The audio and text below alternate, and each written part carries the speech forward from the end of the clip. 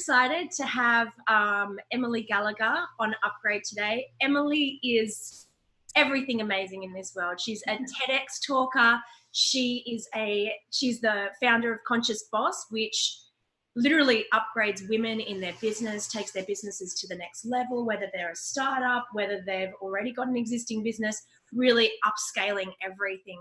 She's also an activist and does a lot of philanthropic projects to really upgrade humanity, upgrade the environment, have positive impact on the world. And she's a conscious leader, a way shower that really is having massive impact in the world. And personally, she's one of my coaches who just always takes it to the next level and cuts through the bullshit. And she doesn't realize it, but she's a conduit for pure source energy. So yeah, she's a pretty special woman. So I'm so happy to introduce you to Emily Gallagher. So welcome, Emily, and thank you so much for being here. Oh, that was so beautiful. Thank you. I mean, you already know because I say it all the time, but I adore you. You are so full of magic. It's just a pleasure to be around you. So thank you for that amazing introduction. Likewise. Thank you. Thank you so much. So I'm in Sydney. Em's in LA, and it's the nighttime over there, so it's not her peakest time, which she's a normal human right now, which I love. Giving away all my secrets. I know, it's like 5 o'clock. Like, I mean, what the hell? But like, yes, it's what? Yeah, it's only 5 o'clock. I mean, some people are like on until like 11, whatever, but that's just not my jam. So we're doing it. We're making it work.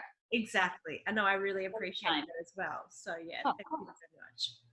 Yeah, oh my gosh. So I'd like to ask you so many things. I've got like pages of notes that I'm not going to look at because I'll just get messy. But first of all, your story. So I know that you started off with, like, you went to uni and then you worked with Lululemon and then got into health and like entrepreneurship like that. And then and you've got your own podcast series called Answer the Call, which I've listened to all of them because they're freaking awesome and everybody else should listen to them too. And so when did you decide to answer your call, Em? Good question. Good question. I think for me, honestly, I think I can like really trace it back to like 2014 when I was doing my network marketing business and I was in this meditation. And for those of you listening and watching, like I'm not like I haven't been meditating for like 20 years. And like it was like my first meditation class, but it was like this first session. And I just got this kind of insight and download to that what I was doing wasn't like the way that I was like the thing I was meant to continue doing. And I had those nudges and those little niggles in my gut for like a while, but I didn't know what that next thing was. So I just kind of kept ignoring the fact that I kind of knew that I wasn't really fully doing what I should be doing. And that was really when I first started listening. Is like I came back from there. I ended up going to New York to go to this event and then came home, started my business. And then sort of from there, it's been this evolution of really refining that relationship to that call. And, you know, it's not like I've been just super intuitive ever since, but it put me on that path of really chasing like the thing that I truly felt like I was meant to be doing through my business and through my life, and just committing to moving closer and closer to what really lights me up as well. What was the event? It was a Spirit Junkie Masterclass with Gabrielle Bernstein. Because when I had this little insight, I had like one side was like my network marketing was kind of being put, sort of just feeling like it was being guided away. And then on this other side was like, I got names of these mentors like Gabrielle Bernstein, Marie Forleo, Chris Carr. And it was kind of just like the sensation of you're going to be walking a path similar to that, you know, more like on your own thing and in that space. And then it ended up being that I ended up going on her website and seeing she had a conference in like 6 weeks and moving mountains so I could go to New York. And like I was living at home at the time. I was like 28. I was like pretty much broke, you know, like all the things. Yeah. But I just kind of knew I had to be there. And that was really where I made that decision to just stop letting fear be the reason why I wouldn't do things and stop letting the lack of certainty and the, you know, all of that be in my way, and came home and just sort of started Conscious Boss. And, you know, 5 years later, here we are. Thousands of women all over the globe just like upgrade their lives. Totally. So what took you into Conscious Boss? So what made you want to help women in business? It's actually really funny that when I started, excuse me, Conscious Boss, like the name, and I always am like, I wish I could remember other names of like businesses I was trying to like, because I knew I wanted a .com. That was like the only thing I really knew what I wanted for my web domain, because I knew I kind of wanted to be global. But then I was just incorporating like the weirdest names, but they were all taken, thankfully. But so when I found Fast, you know, like, because I think like healthy and happy, like, you know, just weird, like they were very wellness based and whatever. So somehow Conscious Boss came to me. I realized it wasn't taken, so I kind of locked it down. But I wasn't even business coaching then. I wasn't working with conscious entrepreneurs. Like it was, and that's why, you know, again, the universe is so mysterious. It's like I really grew into that name of like what ending up working with conscious entrepreneurs. So yeah, I wish I could say it was a really strategic decision at the time, but it was just something that on a walk dropped in, and then over time it kind of grew. I've always loved business. Like I studied business. I've always found business really sexy. I still do. And wellness, and it kind of all just sort of amalgamated. And then over time, through my evolutions and my changing, like the message kind of embodied into like what I really felt like was important in business. Yeah, that's so beautiful. That is so beautiful. Mm. Can I ask you as well, like, because you've worked with so many women all over the world for such a long time now, what is the common thread that you see with women that come to you? Because I'm sure there's a few things that really stand out. So I'd really love to, Yeah, honestly, I think so. Like, I think a lot of it is owning our value. And I don't even think that's just in business. That's just in life, right? Because we, you know, I'm not going to get too heavy on it, but the whole patriarchal system, like everything that we live in a world that's inherently always telling us like that we're not valuable as we are. And that shows up a lot in business, especially because we have to not just kind of show up firstly and be seen and put our face out there and put our message out there and say we really care about something and open ourselves up for arrows and people's opinions, which in and of itself is scary for people. Yeah. But then also be like, this is what I do and it's really valuable and you should pay me for it. That's like really challenging for a lot of women. You know, and there's the stats even in the workplace that, you know, the man will be, you know, the man will put himself forward for the promotion or the role and he's only got 60% of what he needs, but the woman feels like she needs to have 90 before she'll even, or at 90 or 100 to feel fully ready. And that shows up in business too, just not feeling ready, not feeling good enough, not feeling like we can charge, not feeling like we have value to offer. Those are definitely like the main sort of themes that I experience with women primarily. And then there's also, you know, which I think is more of just a human thing, this like obsession with certainty and this obsession with needing to know how everything's going to go like before we start. That's definitely what kept me stuck for ages and what I see, you know, can get in the way for a lot of people. But I think the worthiness and the value is, and the pricing and the sales is like a big sticking point for women. Yeah, absolutely. And do you think where you are now compared to when you started, like you smashed through things a lot quicker? Because I don't know about this with you, because like what I've noticed, because I've watched like old videos of yours and you were fully on it, saying like pretty much like with as much confidence and everything as you do now. So do you feel that that has definitely shifted for you, and or do you feel like it was always sort of like that for you? Because yeah, I think you've always been like that on fire. So I just was wondering what it felt like inside, you know? Right, in terms of like showing up and the confidence to show up. The confidence to show up, but the confidence to support women. Like I see you now supporting women, but then I see you back then supporting women, and it was like, no, you were always this great. So like, you know, is that something that you've noticed is a lot easier now? Whereas back then you might have been like doing it and saying all the things, but inside you might not have had that much belief within yourself, and you were still, do you know what I mean? Yeah, totally. Yeah, I think for sure. I think I'd have a lot more scope now because I've been through a lot more. I've had a lot more experience. I've worked with a lot more people. So I have a lot more I can speak to and coach on. I think as a coach, I've become more able to be, to call people out and to be like more hard, not hard, but like, do you know what I mean? Like kind of be that harder edge for people, because it's like, I can trust myself more and I can see people more and I have more of experience with, you know, knowing the things that hold people back. So I think there's more of that's there than when I was first starting. I think it was like a little just nicer. Like I still like to be nice, obviously, but I think I've got more of an edge now that I'm able to just be like, actually, you know what? No, that's bullshit. Whereas before I might have been like, yeah, you know what I mean? Yeah. So I feel like in that regard, it's shifted a little bit. Okay. Yeah, that's amazing. Yeah. So just okay. Amazing. Yeah, and more scope. Like I can speak to a lot more because I've experienced more and coached more, and so there's more kind of places I can go with people. Yeah, absolutely. Yeah. And on that as well, do you think that really like any idea can sort of become a business? Oh, that's a good question. You know what? When I first started coaching, like business coaching, I thought that anybody could be an entrepreneur because I was like so obsessed with it. And I was like, oh, like I just was so not into the job thing. I mean, obviously I'm still not, but like I was just like anybody, you know, can do and create and take anything, you know, and I don't necessarily believe that to the same degree today. Just because, firstly, because I think we live in a space in this time where people feel like it's like sexy to be an entrepreneur. And so it's become this really like aspirational thing, which is kind of overshadowing, like really deciding if that's the thing for you, right? It's like socially deemed to be like awesome to be an entrepreneur now. So it's another way people are like judging themselves if they're not.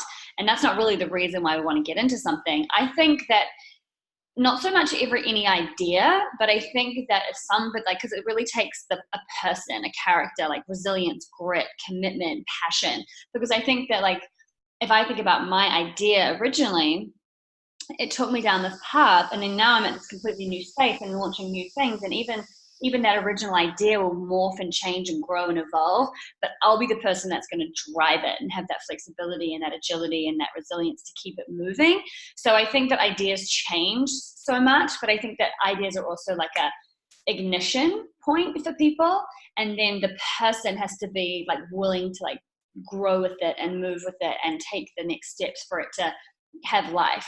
So I really think that ideas are a living, breathing, you know, organism. Yeah. And that might be, any idea might start that person off, but it's just, ideas just change and businesses grow and evolve so much, especially as people, we change so much. So our ideas change because the thing that used to excite us doesn't anymore. So did that answer the question? Yeah, that was perfect. Absolutely. Absolutely. And I've got so many questions. I'm like, brain, too many things to ask. So when do you think, like when people are upscaling their business, right, and they're starting out, like when do you think is a good time to bring other people into the business? When it's making more money, or when there's like, when they can afford it? What do you think is a good idea to bring, when to bring people in, and what would be like the first few people that you would bring into a business to help? So do you mean like team or more like strategy? Okay, cool. Team. Yeah, I mean, I think like, so for me, like I know I hired like my first coach, for example, because I knew I couldn't get my business to the place that was really even a business. I just knew I didn't know this next step. So that was when I knew that I needed that, because I was just like, I literally at this point don't know how to get to that next stage. In terms of actually hiring people in the team, it's something that is different for everybody, but I really think that for a lot of times as the entrepreneur, we're the creative, we're the big picture thinker, we're the high level, we have the ideas, what we generally need support in is like the implementation and the processes and the systems, which can really bog down a business if you're trying to do that, because generally you make it really messy, and then by the time you bring someone in, you kind of like, they have to pick up all these pieces. So I think it's really, you have to ask yourself, it's about value too. So it's always scary to hire anybody at any time, because you know, this guaranteed amount of money that's going out, like it's frightening. And you generally do it before you really feel ready, because in life I feel like we're never really ready until we've done the thing, and then we're like, oh, okay, that was fine, because you can't get ready for something you haven't done, right? Yeah. And so it's always scary, but you have to get to the point where you go, okay, so if you're like, for me, when I was literally unable to really bring any more clients into my business because my business was so stressful. Like I was just so full of admin and sending this and doing this, and it was a mess, that I was like, I have no capacity to like grow anymore. So like that's always a really good sign, and you don't necessarily want to get to that point either. You know, anytime you're doing a lot of like duplicatable pieces in the business that don't need, you know, copy over, or like sending newsletters and things that are like duplicatable tasks, those are really great things to give to someone else, because you have to think about it as a value exchange. If you're paying $25 an hour for somebody, and your money and your time is worth $100 or $1,000 or however, $5,000 an hour, then the value is there. So you want to think about freeing you up to be able to actually go out there and build the business. And that's again just like that shift in thinking, rather than, oh, I'm losing $25 an hour, but if I give this to someone, and think about it really freeing you up, and it's actually an investment, and you're making, you know, the $1,000 extra you're going to make because you have capacity and energy and freedom to actually implement on the strategic things that are going to grow your business. Yeah. No, Thank you. So even just like a VA for a few hours a week is like always like the first person, someone that can set up systems and processes and start to really take that, mundane sort of admin off your plate. Yeah. Awesome. Yeah. Thank you. And I wanted to just pivot into something else totally different. So what activism and philanthropic projects have you worked on previously? And I want to go now and in the future. Yeah. Yeah. So, well, my uncle actually has a really successful nonprofit called Surf Aid, and he's had that for about 16 years probably now, or 14 years now. And so I think, I was always modeled that philanthropic importance as I was growing up. So like I've done a lot of, I ran a marathon for him, raised a bunch of money. I've done lots of like little sort of small things always, because I've always kind of been, low key, kind of just knowing that that's important. Yeah. And I was the volunteer manager for them when I lived in Sydney, actually running just some street stuff and organizing things like that. But it really, for me, it really started in a solid way, without just kind of doing random things. Like I did a trip to Africa and those kinds of things. But this year, obviously with the formation, so I'm in the process of setting up a nonprofit here in the US with a crew of women, and we're deep in a project right now, which is really exciting and a lot of energy, but beautiful. Because I've always had this, like, it's always been a part of my message with Conscious Boss. It's always been be about something bigger than yourself, right? And having enterprise and entrepreneurship and business be this conduit and this channel and this vehicle for global change, because it needs to be sustainable, and there's so much impact that business can make if there really is this other cause. And for better or worse, but mostly better, I think, because people require it now. Business has really taken that on. It's really got to have an impact, focus these days to even be considered, a viable brand or respectable brand, really. So that's, a good thing. Obviously, it's being used as corporate marketing, but at the same time, at least something's happening. And so, so really this year, I think, because I've always felt like a slight dissonance of like, I'm not doing enough. Like I'm talking about it and I'm spreading that message, but like, am I really like doing enough, And because I've moved and traveled a lot. So a lot of times when you volunteer, you really have to like commit for a long period of time. And I've never been able to do that. So so this year has been the real kind of rubber hits the road with the impact stuff, which feels very fulfilling, because it really is the stuff that, I'm in the starting of a new business right now too, which is really exciting. But for a minute there, it was like, this was the most exciting thing for me, like this impact and these projects and this mission and the way it made me feel. And it still is. But it's exciting to sort of have it more formalized now and a greater and deeper. What is it? Oh, what is it? Sorry. What is it? It sounds, I know you went to the prisons and all that stuff. You've done a lot of great stuff, but like, I don't actually know what it is that you're doing. Right. So interested. Yeah. Okay, cool. Yeah. So it's called Sister Society, and it's actually an initiative that I'm starting with Alexi, that obviously, Alexi Panos, Jenna Ballard, who you may know from Instagram. This is another friend of ours, Alyssa Nobrega, and our friend Renee here.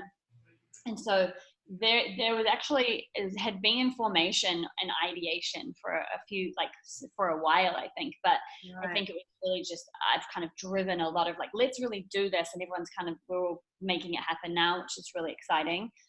So essentially what we are is, in a way, we're like a fiscal backer for initiatives that already exist, because what we really realize is that there's already so many people around the world that have truly dedicated every ounce of their being to these causes, and we don't want to be another cause, essentially, but what we want to do is we want to be the wind beneath these people's wings, and really like amplify and use our impact and use our income and use all of that to really get behind things that are already moving.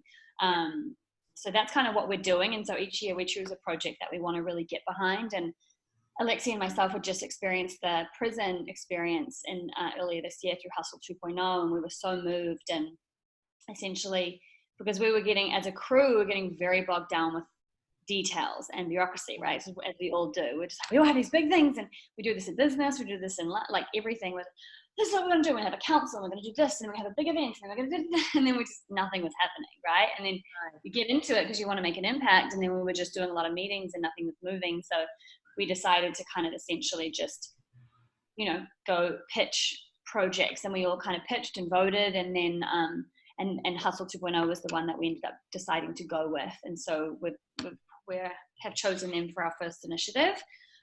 So we spent the time in the prison, we're putting the documentary together, and then we're planning a launch event here, and then sort of a global online release and fundraise push. So all of that's in motion at the moment. Right. Okay. Oh, that's amazing. Yeah. Cause I listened to that interview on your podcast as well. Oh, yeah. And so it was so interesting. And I've heard you guys speak about it a few times. Yeah. So fascinating. And it's such an amazing cause. So it rehabilitates and allows people to be seen and heard, and just knowing, a different point of view for people that have been in prison and just come from so much trauma and all that sort of stuff. So essentially it's an entrepreneurship, like an entrepreneurial training program based on rehabilitation for the guys that are for a certain select few of men that are in these prisons. And our initiative too around the whole piece is just really humanizing the conversation around incarcerated people and the justice system, and it just is something that really, just challenging perspectives that we have, including our own, of people that are in prison and people who have committed crimes and people who are just in the system in some way, because it's very unjust, and it's also, there's a bigger story at play for a lot of these people, and that's really what we want to highlight, and what we saw and felt through doing that. So, it's humanitarian work at the core of it, of everything we do. Yeah. Oh, that's amazing. Awesome. Yeah. Okay. That's awesome. And I know you're passionate about that too. You're wild activist doing all the things as well, which is amazing. Yeah, absolutely. Totally making a stand for it. Yeah, well, because a lot of the laws they're actually committing crimes. So it's just more people that find out about that, then we can actually start to change the laws and those sort of things. Because if they're committing war crimes, then they should be going to jail for people that are sitting in a car on the side of the road doing nothing. So, and that's the thing with these people, a lot of people that are incarcerated, I don't know the stats of America, but in Australia, I think it's like 70% of our incarcerated people are our Indigenous community, and it's because of fines and things like that they can't actually afford to pay, but the fines on their own land when they shouldn't have been getting fines anyway, so it's just a way to keep people stuck, imprisoned, and to let a culture die rather than those medicines that are out there that are going to help heal humanity, help heal the environment. So yeah, absolutely, it's a mission so close to my heart. So yeah, absolutely. It breaks your heart too, it really does. But we've got to do the pieces that we can, and I think all of our voices and all of our energy does, it does create change. It can be overwhelming, but it does.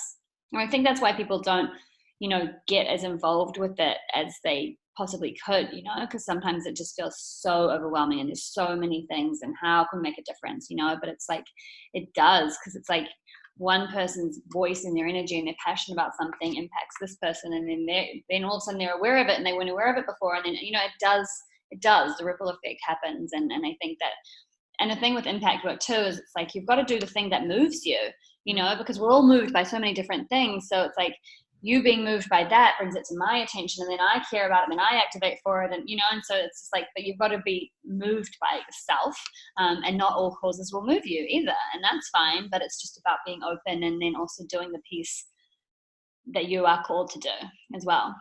Absolutely. Yeah. Absolutely. So that's amazing. Okay. And those women are just like next level. So that's like the best ever. That's really exciting. This is something I kind of wanted to add too, because I know that a lot of people will ask, and a lot of people I know need support in, finding community and building beautiful tribe and relationships and sisterhood. And I will honestly say that, like, I have found the most amazing sisters that have amplified and brothers, right? Like, through being of service and having these experiences, like the relationships that you create and the community that you build around you. Because firstly, obviously, everybody's committed to being epic for other people. They're there on their own dime. They're on their energy. They're there because they're driven by a cause. So you're already meeting amazing, activated people. And then you're bonding over this really beautiful, life-giving experience. Like, if you're looking to create amazing relationships with solid, beautiful people, service work and activation and impact work is like a really great place to start, because you're only going to meet like absolutely amazing people that inspire you so deeply. Yeah, because that's what you promote a lot and speak about a lot, isn't it? It's your environment. It's so important. I'm a fucking broken record. Sorry, I just swore. I'm not sure. You're allowed to swear. It's okay. Okay. No, exactly the same. Like environment's everything. Like your internal vessel, your external vessel. Yeah. It's like it's up to us to change it and invest in it. So yeah, absolutely. No, so that's why I'm like, I love that that's your thing. Yeah. No, it's like stop already with talking about that. We get it, but it's just so important. Yeah, it's everything. And it's a choice as well. People think that they don't have a choice, but everything is a choice. And like you were saying with the activism work and all of those things, you can be just the simplest thing, like rather than buying this brand, you buy this brand. And then, you know, that you're not investing in that corporation that's, you know, has child slavery or great stuff or something like that. So yeah, it's just stop buying palm oil.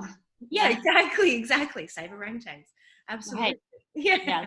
Little things. That's the thing. And these days it's honestly so much easier because there's so many options. There's so many options, and it's just about being a little more conscious and you know, and it's that inconvenient truth at times, but it's like, you know, we've got to stand for something, and you know, now is the time we all have to kind of care a little more, you know. I think. Absolutely. Can I ask you, so what's next for Emily Gallagher? Like as the individual, like what's going to happen with Conscious Boss? What's happening with you? Because I feel like there's some expansion there as well, and shifting and pivoting.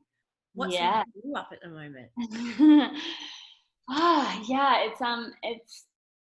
It's an exciting time. Like I think and especially in this last year, like I've really shed a lot of how I kind of do things, which is, and you know, now that I'm re-entering into this very full, we're going to call it full space of things, you know, I can find myself at times kind of going back into this like, oh, go, push, work, like go, because there's just so much to get done, right? And what I learned from burning out a couple of times last year was that like that doesn't work. And, you know, I rebounded into this really beautiful, luxurious, joyful play space where that was just my main essence and context. And it was really new for me and really exciting.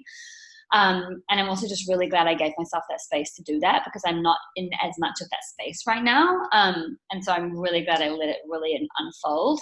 So for now, for me, like what's next for me is just like finding out who I get to be amongst all of it. So like knowing that like what I'm clear is that even though I'm super driven and motivated and inspired and want to change the world and want to build an empire and want to do all the things, I also want to be really happy, and I want to feel spacious, and I want to have health, and I want to have peace, and I want to have play, and I want to have all those things. So it's like, how do I do that in a way that I'm not sacrificing? Like, you know, it'd be easy right now when I get off here every day to stay up for 10 hours on my emails, pushing things and doing things. And I've learned really now to just honor my energy and honor my body and know that like, that's completely unsustainable. So I'm really learning a deeper level of respect and my like, even like capacity, and what's worth it, you know, like it's not really worth it to me anymore to just push to the point of exhaustion, because it's just irrelevant, you know. So I'm really enjoying like getting older and wiser and juicier and more like accepting of myself, and just like diving into self-worth and just feeling like really grounded in myself way more than I ever have been, and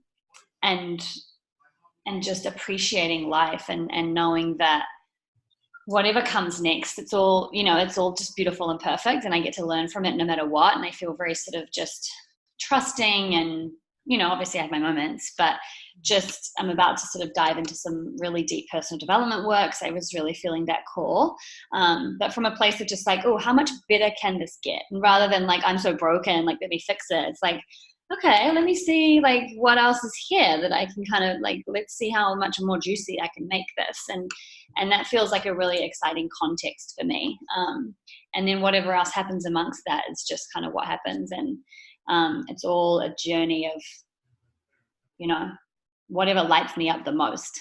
That's my commitment, you know? Yeah. I just want to honor you and say thank you for, you know, like getting older and wiser and loving that space, because I feel that in women in the Western world at the moment, that's not really, people don't see the privilege in it, and they see it as a burden and like mask it all up because they're, you know, we're not educated with our female elders to see their brilliance, you know? So I just wanted to take a moment just to really acknowledge you for that. And that just warms my heart up so much, because there's just not enough people speaking of that I'm loving getting older. I'm loving the wisdom. I'm loving being able to slow down and getting the divine feminine energy in, and making time and space for yourself, and really honoring that, and not needing to drive in the masculine energy. Like I'm very similar to you. I have that, a lot of divine masculine energy, and it's so nice just to like go to the beach every morning and just be like, yeah, I could do heaps of other things and make a whole lot more money, but I really want to be happy today. And this is going to light my fire up even more. And that, considering that work as well. Yep. That's a big thing too, I think, as well. And that really landed for me recently, of just like what we consider productive and what we consider like rest or play. And it's like actually like to rest, because as entrepreneurs, there is the guilt, and I should be doing this, and there's so much to do. But the reality is that the to-do list is never ending. And if you're an inspired, excited person, there's always more things you want to put on it anyway. So you're never going to get to the bottom of it firstly. So just let's take that expectation off the table. So then the reality is then, okay, so knowing that's never going to end, how do I honor myself in this process and make sure I'm actually even enjoying what I'm creating? Because we can get stuck in this trap of just like pushing. And then it's like, well, yeah, like you said, today I get to choose to be happy. And yeah, could you make more money doing it another way? Maybe. But would you actually enjoy it? Because like you can make, let's just call it like $100,000 and have the best life ever, less stress, more time, more space, but it's $100,000, and like that's what society deems as less. Or you can make $1 million, but you actually have $800,000 you have to spend on actually investing in the business. You have all this time, all this energy, all the stress. And I'm not saying either is right or wrong, but I think we get to be really realistic about what do you actually want, what is it going to take, what do you choose, and stripping it back from this like, this is what success is, or this is what validates you, and go, well, you get to self-validate how much fun are you having, how much joy is there, how much connection is there, and why we're not using those as more of a metric for a good life. How much impact are you making, how well are you sleeping, like how do you feel? Absolutely. How, yeah, you laughing, like those are the things that just matter to me now more than the other stuff. Yeah, absolutely. Yeah. I've got 2 questions. I want to ask you, firstly, about the personal development that you're doing. What does Emily do for personal development? Oh my God. Such a good question. It was really overwhelming, honestly, because when all of your friends are coaches and personal development leaders and all of the things, and all of the things about all of it, it's so overwhelming to decide, because it's like, I was just feeling this, like, again, this little call of like, kind of want to do something. Like I haven't really done any deep divey stuff. I've done like the bridge and I've done little workshops and stuff, but I haven't really like gone and really gotten in, it's felt like. So that was kind of my call. I kind of was feeling this call for like really like something like really gritty. And so, I asked a bunch of people, and then again, it was like following the call. Like I've always been like, I won't sit and do hours of research on, like, I'm not a researcher in general, but like, I, again, answering a call for me is like, what's coming into my space? What am I being guided to? What's showing up, rather than like, what coaches should I hire? And I was kind of trying to ascertain like, where in my space am I trying to lean into? Like, is it a love coach? Is it a sexuality coach? Is it a this coach? Is it a whatever? And it didn't really feel like anything that specific. It felt like an overall thing. So again, it's like, I share that because at different times we have different intuitions as to like specific areas we want to dive into. And I kind of felt like I did a bit of intimacy stuff this year. That was kind of where I was focusing on, and just feels like general overhaul stuff. And yeah, so I'm doing the Hoffman process, which is, it's about 50 years old. It's a really, well reputed, amazing. It's a full week off, like full digital detox. You go for a week. It's like you're fully offline, super immersive. It's just like really deep reconditioning of all the things you learned in childhood, of all the things you've learned about the world, and just really, it's like a resurfacing almost. So I'm excited. That's kind of what I decided to go with, based off of speaking to people and it coming up in the space and just feeling like what felt aligned. I'm really excited about it. That's awesome. Did you say it was Hoffman? Hoffman process, yeah, like H-O-F-F-M-A-N, yeah. So it's it's supposed to be really full on, and I'm going with no expectations. I'm trying to hear as little as possible about it, so I can just go and also it's in the middle of like a super crazy time. like launching of a new business, launching of a nonprofit, it's literally like 2 days after the big event we have and the online launch, but it's like, you just got to make the time. You know what I mean? It's like you're at work. There's no perfect time. Exactly. And it's work, Em. Like, you know, like, yeah, you've got all these other work, but that's important as well. You know, you're like stretching yourself. And so you need to be supported in whatever it is. Your cells are being called to expand. So like honoring that is amazing. No, I've had the same, like times when people are like, oh, you know, it's not a time to do that thing. It's like, no, it's the time to do that thing. I need support right now to expand in a healthy way. So no, I think that's really important and really cool that you're doing that at this time. So that's awesome.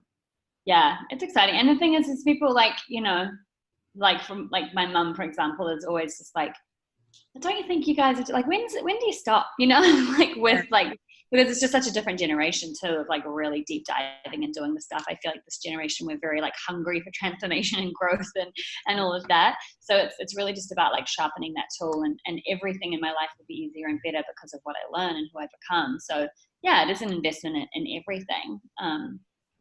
So yeah, so we'll see. We'll have to check back in December when I'm back on the earth and see what came out of it. For a while, a few months? No. It's for it's like the 16th until the 22nd, and they tell you to take like an offline weekend after. So you're offline the entire time. So I'll be offline for at least like 10 days. Yeah. And then I want to kind of, you know, ease in as easily as I can rather than just being thrust back into life, you know? Yeah. And you've got your business set up in a way where people look after it anyway, right? Like, well, we're also launching a new business right now. So so it's more about that stuff and the charity stuff that we'll have moving. But it'll be close to the end of the year, and a lot of things, you know, I have enough time to work towards it, knowing it's happening. And you just put the things in place. You just make it happen, right? Yeah, absolutely. Absolutely. Now, I wanted to dive into this because this is really, I feel, important for women as well. So totally different, but self-worth and body image. Because, I mean, this has been a big thing for me in my past, like, growing up with like a mother that was a fashion designer and then getting into like the most superficial industry in the whole world, hairdressing, all that sort of stuff. And so I feel like, what has been your experience with that for yourself over the years, and where were you? How did you sort of change mindset around that? And then where are you at the moment? Yeah, such a juicy question, because I do feel like this is, and I was just having a podcast interview with someone today for my podcast, and we should have dove into this, you know, because it's one of those things that I think keeps people so, well, women primarily, and obviously men have this too, but primarily women, so stuck, you know, because like I for so long was like, when I lose this, I will X, right? Like feel good about myself, go on the date, take the holiday, wear the bikini, whatever. And it's such a distraction of life. And I was obsessed. So my mom is really fit. She's always been really fit. I started going to the gym when I was like 14 or 15 or something, and just got super obsessed. Would work out for like 3 hours a day, walk everywhere, eat barely anything, but then binge, of course, because obviously your body is starving and it's just the inevitable thing. Right. And like for years, and like I used to take drugs and like not eat for the whole weekend, and just like it was like a whole thing, right? And it was just love being super skinny, and I would go to the gym on drugs and just like all the things, take all the thermogenics, like literally just obsessed with my body, with food, and then also just total self-loathing, because I could never be small enough. I would never really land in my body. So I was completely disconnected from my body in all ways.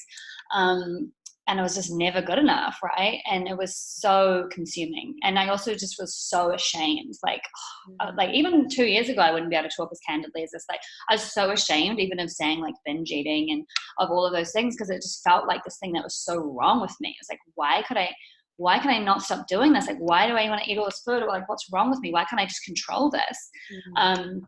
You know, because I didn't realize that restriction and starvation eventually means you need to eat a lot of food because your body needs fucking food. Yeah. So it was really heavy for me. It was that I you know, just broken down numerous times, like had, you know, just so much embarrassment and shame and guilt and all the things, let alone exhaustion and just total, just all that craziness. And it got to this point literally like 2 years ago, like 2 years ago in like June, when I was traveling. I was training for this big Hell on the Hill race. I remember I was literally like a few months earlier, I'd had a call with like a friend's coach that she'd worked with, it's like a food coach, essentially a food and body image coach. Because I just was like, you know, so many times like, I'm going to try and fix this on my own, you know, for like 16 years. And then it just got to this point where I was like, I didn't sign up with it then, but I remember I was running for like, you know, at least 45 to an hour a day. And then I would be going to the circuit class, and like my body was just so fucking tired. Like I was like exhausted on the bed, and like, I must go to this class, you know, because like I must be skinny, or I must, you know, and it was just like this cycle. And I was just like, I cannot do this anymore. Like it just got to this point. I was like, I cannot. And it was literally the scariest thing I've ever done. Like, and like so hard because it was re-changing every single thing I ever thought about food, body, being worthy, everything, right? Like I would have felt completely unacceptable in life in this body like 2 years ago or 3 years ago. It'd have been like, that would have been my worst nightmare. Whereas now I'm like, I'm actually really sexy and this is amazing. So cool. You know? So it's such a retraining, because we live in this completely distorted world, food distorted, body distorted world. So everything we're absorbing is telling us that this is the way, and all of the diets and all the things that have like been scientifically proven to not work. And all of our bodies are completely different by nature. So there is no one thing that you can just get to because that person could. So it's just like so much misinformation and so much wasted time and energy. And I'm so grateful. Like I've never been more free around food. I've never been more free around exercise. I've never been like, you know what I mean? It's just like the most liberating thing that's ever, because for me, honestly, it felt like something that would be like the black mark of my life. Like I just felt like I would have to deal with that and live like that forever. You know, it felt like something I could not shift. Yeah. So it's really powerful. And for anybody out there experiencing, you know, obsession with your body and food, like it's something that's so worth the attention, and something that's, and I couldn't have done it without the guidance, because it's something that's so intimate and so full of so much misinformation and misprogramming. Like I really needed to have my hand held through that process. And I did, with 2 coaches and a program, you know, for an entire year. I was like in that, and now it's just second nature, really. And I never really thought I could be able to say that, and then I just fall more in love with my body every day, because I just choose to accept it and just let it be what it is. And I actually had a really beautiful experience on the weekend. I did a really beautiful journey, and I just had this like real breakthrough where I was like, oh my God, like just kind of just in love with my body so hard. And I was like, whoa, this is new. But it just like made me see that like that is possible. Like it's possible for just in a second, like, and also the second comes from like actually investing and really wanting to create a result. And then in a minute it can change, right? Yeah. But I was like, oh, I can, this is something I could see as beautiful, because it's all perception. So that was a really long rant, but like, it's just something I care a lot about.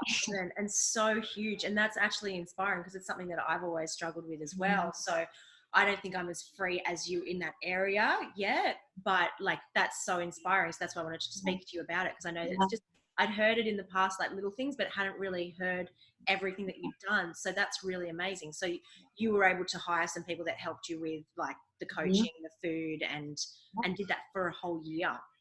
Yeah, and it's crazy to think that we would even fucking need that, because it's so basic. It's like the actual, and it was great because like the second coach that I had, like she's so matter of fact, and she's a big leader in this space, and so I always just have her in my head now, because it's so simple. It's just like, eat what you want when you're hungry, when you're like, it's like shit, that's just so basic. But like, we don't know how to do that. We don't trust ourselves. We don't trust our bodies. And we think that if we just control it, then our body will sometimes look like that, but we can't.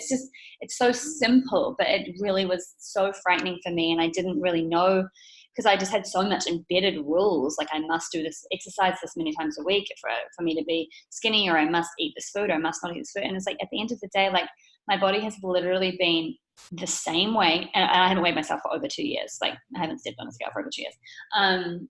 Because why the fuck would you? It's so irrelevant. Exactly. I don't even know. I was like, yeah, same. Right? It's like the most irrelevant thing in life, really, how much you weigh. But but I was getting on every single day, every single morning, and it was like, oh, I'm worthy today, I'm not worthy today. Like it was the biggest decider of how my day would go, and like that's so insane. And especially being a woman with like hormones and cycles, and like the fact that that's happening regardless, you can't do anything about it. It's not because you ate bread last night. You know what I mean? Yeah.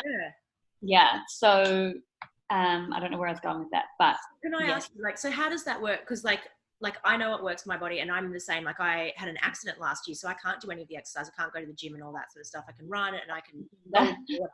So and everyone's like, oh my gosh, you poor thing, that was your life. I'm like, oh my gosh, it's such a release. Like, I get to go to the beach every day instead. Like, fuck, it's the best. Yeah. Right. How does that work with you? And like, because you're always doing a whole lot of stuff, how does that work with like going out all the time and like having dinners and all that sort of stuff? Like, how does that work? Because that's one area that I sort of still struggling, because I'm a nana. I like to be in bed earlier. Like, I don't want to go out at 10 o'clock at night for dinner. Like, I'll feel like crap the next day. Depending. So how do you deal with that and having like all of the things going on? Right. Yeah, it's a good question. And it actually was one of the things that when I started doing this journey, like it actually kind of coincided with when I really started to actually travel overseas pretty much full time. And like, the thing is that like, I wouldn't have even been able to have the kind of control that I would have needed to feel sane at that time. So it was like, because when you are like, my life is very dynamic. I'm doing lots of different things at different times with different people. And I also really desire to build connections and have fun and go out and do the things, because that feels really fun for me. Like, I'm in a stage of my life that feels really expansive and fun. Like, I'm in LA, there's things going on, and like sometimes I just want to go and do that. And I have that forgiveness now to just like, cool, if I want to go and have 2 margaritas and then like sleep the next day, like I can do that. Like, whereas before there's no freedom embedded in like being obsessed with, okay, eat that, what's on the menu there, and and like I can let people order for me now, like, cool, let's just get some stuff for the table because I don't care, we'll just have a bit. And if I don't, like, I never used to have any of that, and it was so restrictive. And I remember this is when I was younger, like maybe like 19, but my cousin being like, you're so obsessed with like having this body, but you're not even like out enjoying it because you just have so many rules around, like, like you're kind of saying, like, don't want to be out partying or drinking that and doing that because like I don't want it to impact like my body or whatever. And it's like, it's a personal thing because we get to decide what really matters. And you go through stages sometimes where, you go out a bit too much and then you feel like you need to pull it back a bit and get more early nights and chill and do the things. And so it's very organic, like personally, but I just feel like way more. And the irony is that, like, I feel like I actually eat less now, which is the ironic part, because it's like, it's just like, cool, and I'm hungry, I have a bit there and have a bit there. And like, I feel like for a lot of people, the fear is like, if you don't control it, you're just going to keep eating and doing all the things. It's like, I feel like I literally eat less and I'm way more chill about it. And I don't have that like feeling like I used to.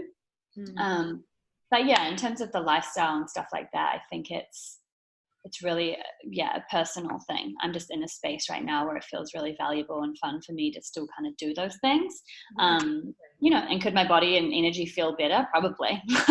But it's like, again, you have to kind of go, at what cost, right? What am I choosing? And it changes. Yeah, absolutely. Yeah. I'm going to be going to bed very early tonight, I'll tell you that. So, I'm out tonight. That's what I need. I've had like one best friend staying this week, another one last week. I'm like, and they're men and they're like, oh, it's 11 o'clock at night, let's go and get some ice cream. I'm like yeah, let's just go and do that. Rightio, whatever. Like, there's so much magic in that surrender of that, but like, and just being like, that's a fun thing. It's a fun connection point rather than like, ice cream at 11, I'm supposed to be fasting, I'm supposed to be, and like power to all the people with all the things. Like, I'm not saying it's but it's just like, where is it coming from? Like, is there really freedom and joy in that for you? That and because there wasn't for me, that's why, Absolutely. Yeah, totally agree. A lot more relaxed with that. One more thing, because we're like just on time, so I'm aware of that. So Emily, what is like, how do I say it? Hey? It feels like it's going to be juicy. Emily Gallagher and the man that she's calling in at the moment. Somehow I felt like it was going to maybe be that. Yeah. So what is what's going on there in the love life of Emily? Good question. It's great. Like, honestly, I feel like, and again, I had a really big breakthrough with this, courtesy of India RE and potentially some magic mushrooms on Saturday. Like, I had the most amazing day ever. And I just really had this full body experience of just like really experiencing like my queendom and like that man that I'm going to have, and just like really feeling fully like, oh my God, of course he's coming. Like, cause you get like, oh, is he going to fucking come? Like, what, and I was just like, of course he is. He's going to be the most extraordinary thing ever. And you're so fucking worthy. It's so great. Like, it just really had full like land, and it was so powerful.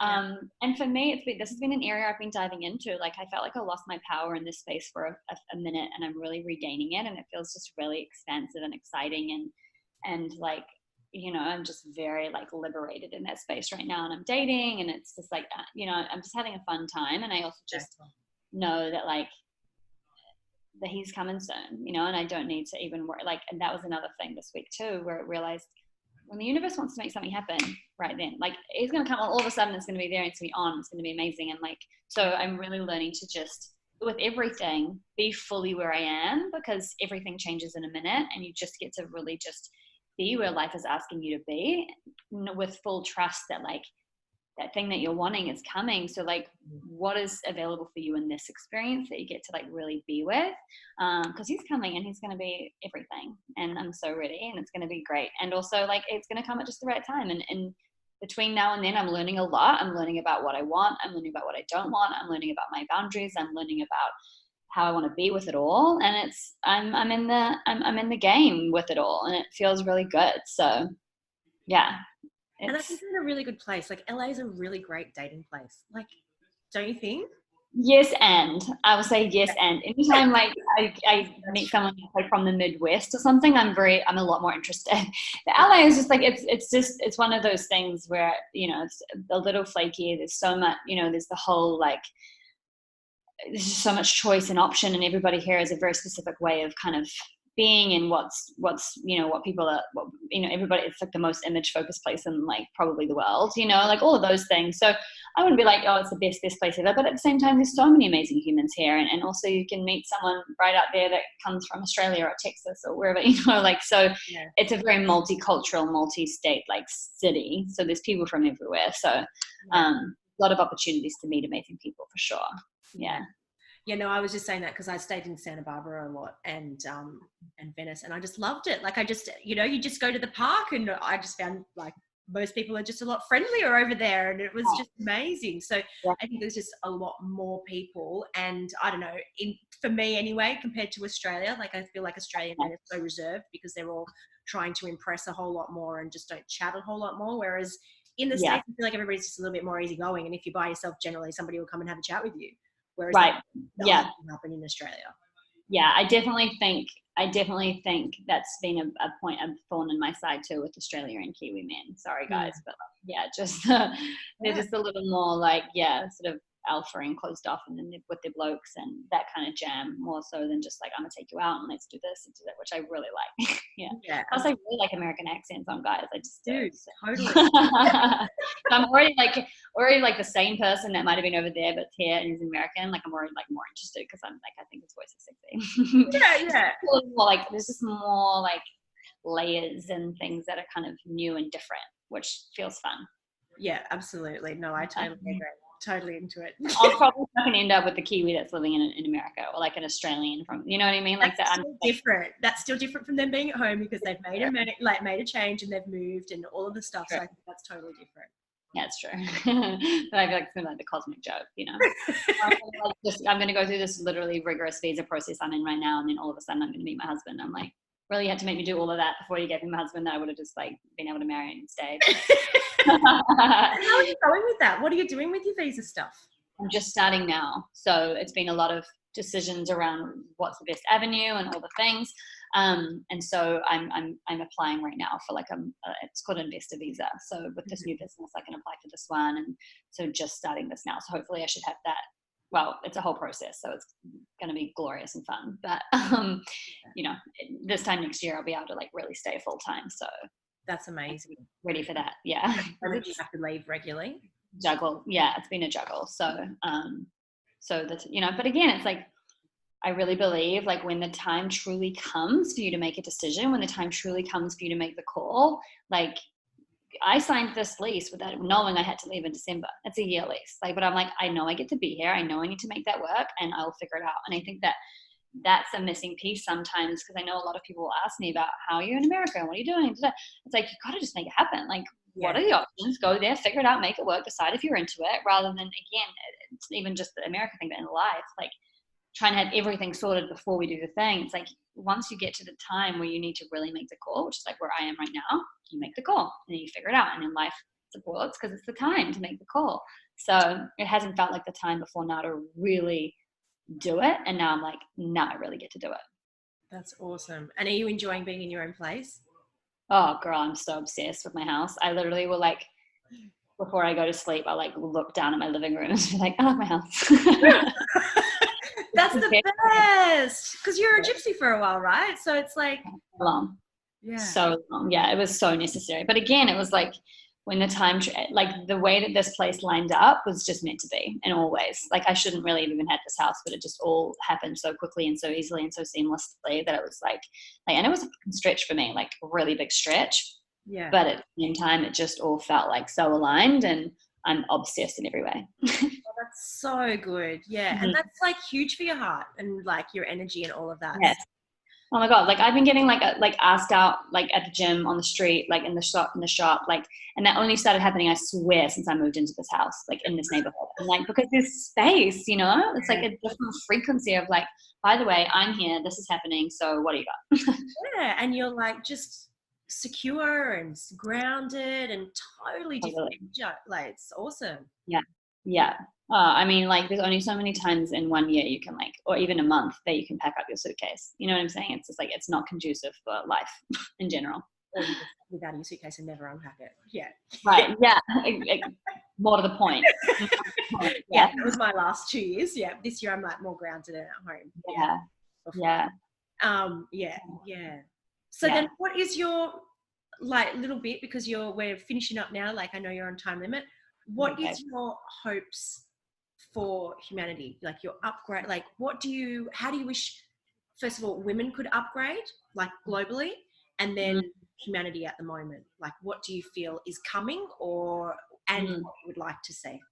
Yeah, big questions, Blythe. Yes, I love it. So honestly, I think those two things are really intertwined for me. So the core root of everything that I do is really knowing that, like, at the end of the day, economically empowered women change the world, because with women with wealth and power, we are the drivers of community change, philanthropic change, our family change. Like, we are the center point for that. So, and that's not like anything against guys. It's just really what the stats show, right? Like, we spend on philanthropy, we spend in our communities, we spend in our families. Like, that is, so the more women that can really step into that space and become economically empowered, can come financially and with power, that is what is needed first and foremost to look after ourselves. And I speak about this in my TED talk, like, we have to get out of that survival zone, get into that really engaged zone in life so we can make that difference. So that's the sort of the first step for women, because we can't help anyone if we can't help ourselves. But that's really the underpinner of everything, so that then once we're there, then the next step is that through that space, energetically, financially, and everything, we can then go and activate on the things that really move our heart. So those things for me are really intertwined. Because, and for however those things, because we have to have the people that are caring about those specific causes. So finding the thing that really lights you up and activating on that in some way. And I really think that's going to come from the leaders primarily.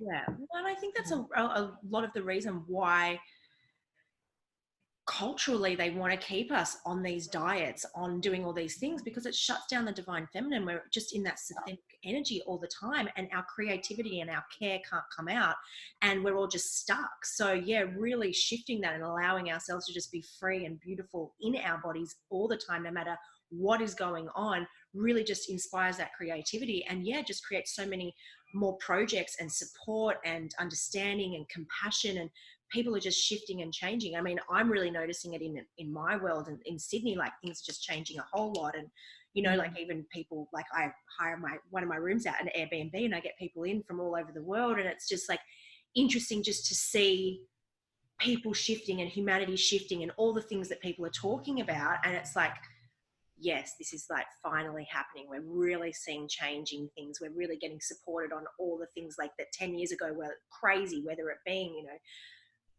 everything, like, all the humanitarian projects, all the environmental projects, like, everybody is fully supported and being healthier and having more say with their choice and all of those things. So I totally agree. Absolutely. And wait, I was thinking about one thing before. What was I going to say? It's like, again, I love them. But like, I really just realizing more and more and more and more, just like what women, we are so powerful. It's like unfathomable. Like, and it's really just like, I do actually think that, yeah,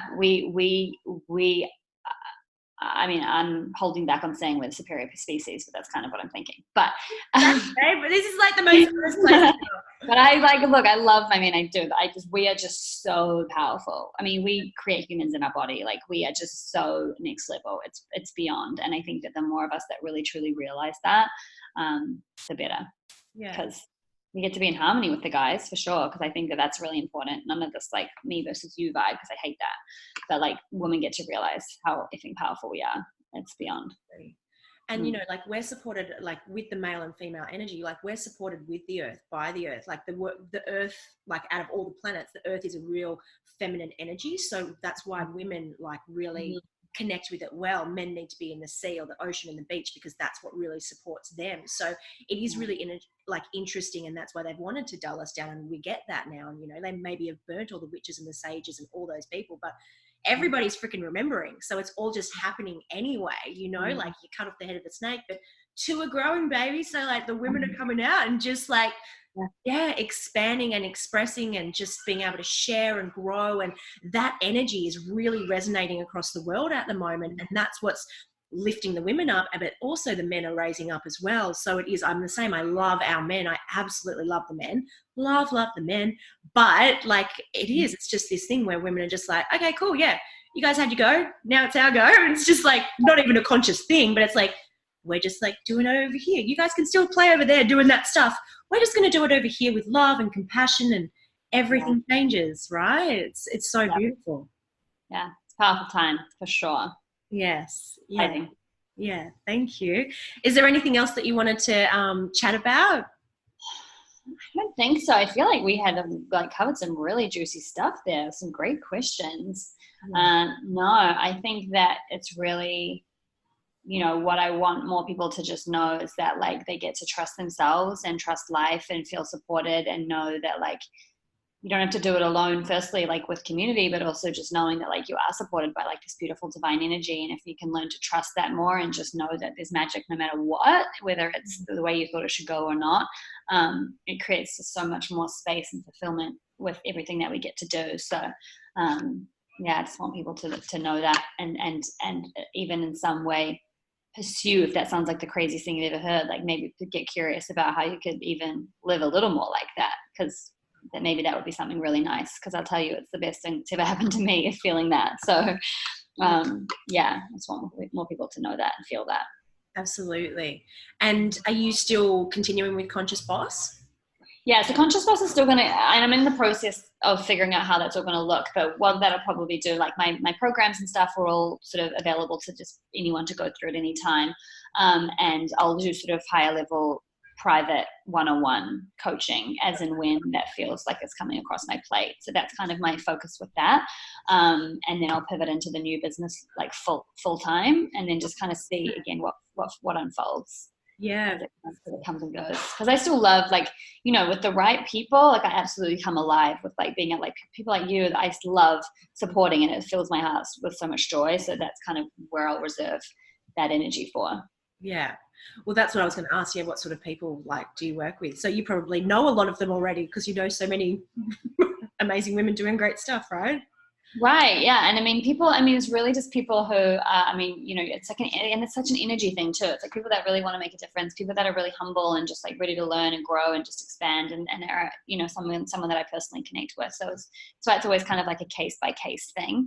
But there's still a lot of amazing people out there that I can still support and will still support. So, you know, that'll always kind of be there in some capacity, and just see where that all unfolds. But, you know, it's like that, I realized today, I'm like, oh my gosh, this is going to be like my third business. And you just kind of like, oh, that just sort of happens. And it's just such a beautiful journey, just trusting and seeing where things unfold, and just, again, following and allowing yourself to follow. Like literally 6 months ago, I had no idea what I would be doing next, no clue. And like, I thought I was going to get into like tech and VC, and right.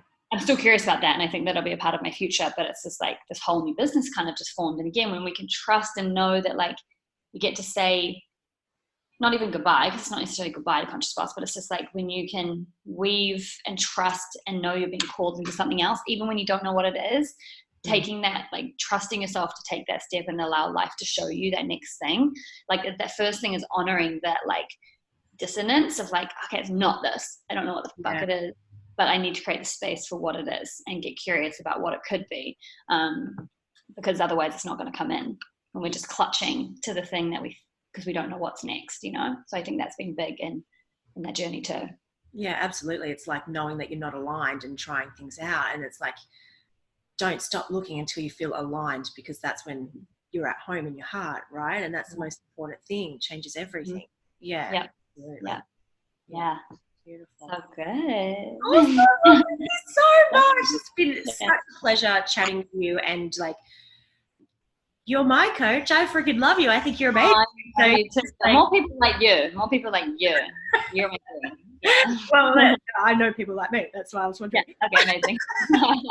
And the more people that are doing more work, like it's great, because then we all get to step up together and, like you said, create change together and work on these amazing projects, and you know, go to all the great events and see each other at stuff, and like it's just such a beautiful space to be in, and create more events and act on the things that we're really passionate about together as tribe, which is so important. And it's like, it's time, so it's beautiful. So it's a beautiful time to be a part of an amazing community, for sure. Yeah, absolutely. And like you said, that if you don't have community around you, actively go out and like try new things, so that you can get people around you and get inspired and try new things and change those little habits that are keeping you stuck or keeping you small or keeping you shrinking and keeping that you thinking that you're less than when you're not. You're so freaking powerful. You just forgot. That's all. Yeah, 100%. If you took nothing out of this, that would be the biggest one, because that would change everything else. Yeah, absolutely. Thank you. Well, yeah, thank you so much, Emily. And well, I'm just going to see you next week on our group call anyway. So if anybody wants to get in touch, Conscious Boss is Em, and she's amazing, and follow her podcast and all of the things. Like, she's got 2 BTS, right? BTS and Answer the Call. They're amazing, and they'll really inspire you and help you create change. And you've got so much good stuff just on your website and everything anyway, so people can just get fully supported, and you put a lot of free things out there just to add a lot of value to people, which is just something that is amazing about you. So M changes lives, and if you could get in a space, then you really should, because it's just, you feel that upgrade instantly. Oh, you're so beautiful. Well, thank you. Anybody that's listening to this that's resonating with you, like, get up on this Blythe train, because you are one of the bubbliest, most beautiful, driven, impact, like, focused women that I know, and you're a total friggin' radiant beam of light, and I love you. Thank you. That is so beautiful. I'm going to let that land. Thank you. Yes, you've got nothing but love. So beautiful. Thank you so much. Thank you. All right, well, I'll end it there and say thank you so much, Emily. Thank you so much for everybody watching, and it's just been just the best to be able to share this message and get this out to all of you, so that you can just step into your true power and upgrade your vessel and your community and find more tribe. Thank you. Thank you.